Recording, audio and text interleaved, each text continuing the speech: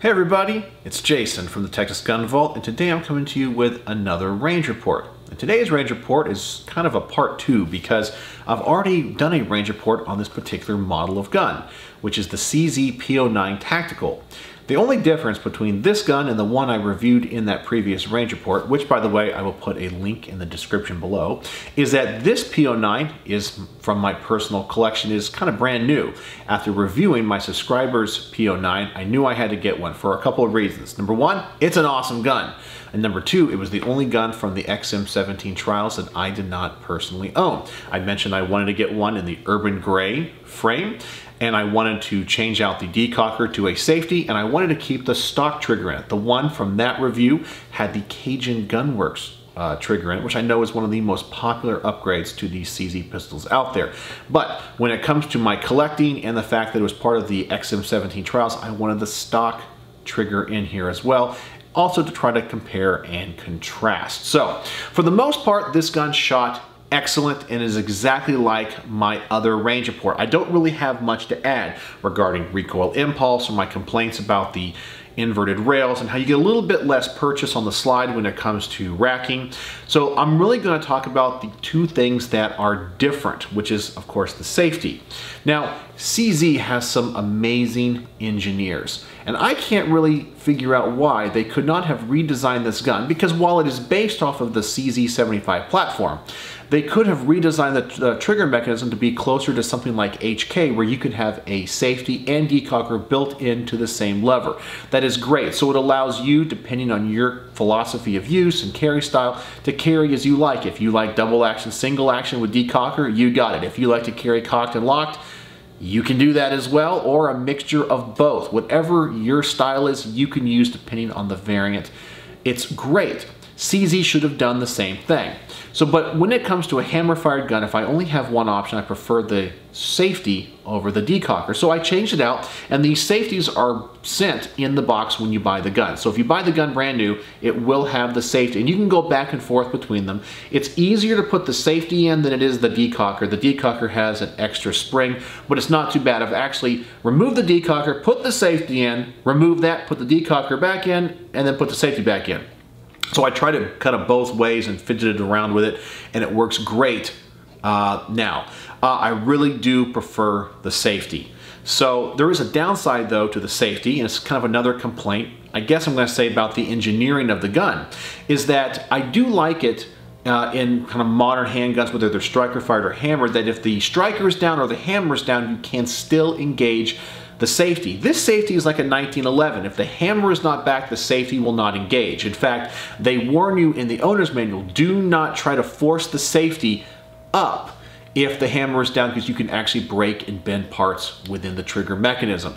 I kind of feel, once again, they could have engineered that a little bit better. So right now the safety will not go up, but if the hammer is back, it will with no problem whatsoever. The detent is very solid. I'm not worried about it ever coming off unintentionally.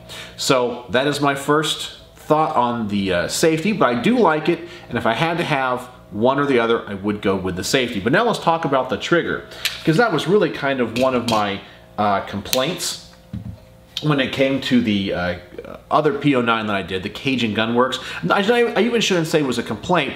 I just kind of felt that though, for a duty gun like this, I want more of a military police style of trigger, and which is going to be a little bit heavier, a little bit more gritty. But I also felt that when it came to the Cajun Gun Works one, I couldn't feel the wall. Well, I could feel the wall, but I wasn't always 100% sure where it's going to break.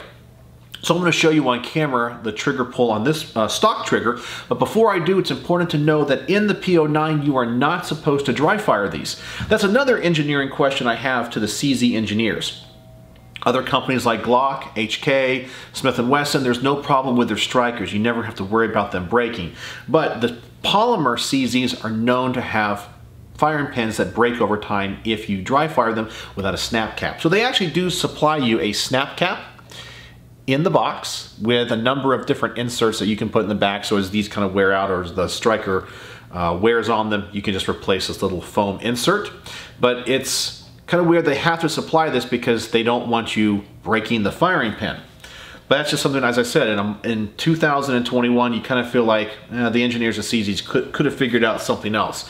So to show you the trigger, I got to use this snap cap. So you're going to see me here just insert the snap cap into the chamber. There it is.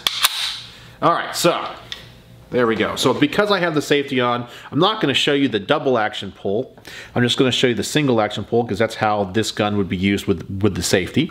So the trigger here is pretty good. It has a kind of a gritty take up, and you get to the wall and then it just goes back just a smidge more, and it's very consistent for me when it comes to the feel of when the break is going to be. There it is. Now on this, I can't pull the slide back, otherwise it will eject the snap cap. So I'm just going to go ahead and pull that trigger back again, or the hammer back, excuse me. And I'll show you it again here on camera. There's the wall. Pretty good. Now, another thing that I have noticed is that sometimes if I gently let the hammer down, the trigger will not reset. So I'll see if it will do it here. In this case, it does, which is nice. So you do have double strike capability. So it does engage the double action pull if you so need it, like such. But something I have noticed, and this was regardless if I had the safety on or the decocker on, if the hammer is back and I so desire to slowly drop the hammer, like such, to make it safe that way, the trigger will not always reset. Now, that time it did. So it's kind of like a 50-50. I'll see if I can do it here on camera. Be funny if it doesn't do it when I'm actually trying to show it here. It does there as well. But sometimes that trigger will not 100% reset.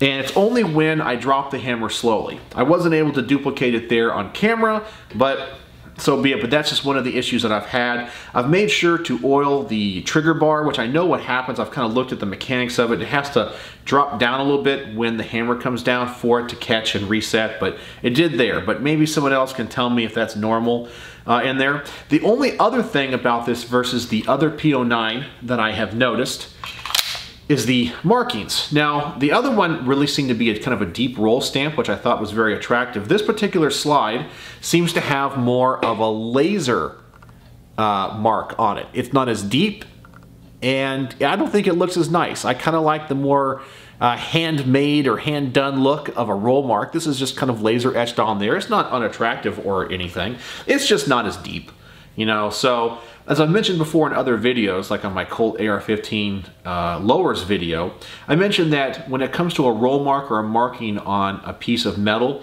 that can give the perception of quality or laziness depending on how it's done, even though the actual machinery, there's no difference in quality. It's just the human perception. And I've always felt that roll marks that are honest to God stamped in versus something that's laser etched has always just looked a little bit better. And maybe, as I said, it gives you that perception of more pride of manufacture because it takes a little bit more time. But there's nothing wrong with that. That's the only other change I've noticed between this and that other P-09.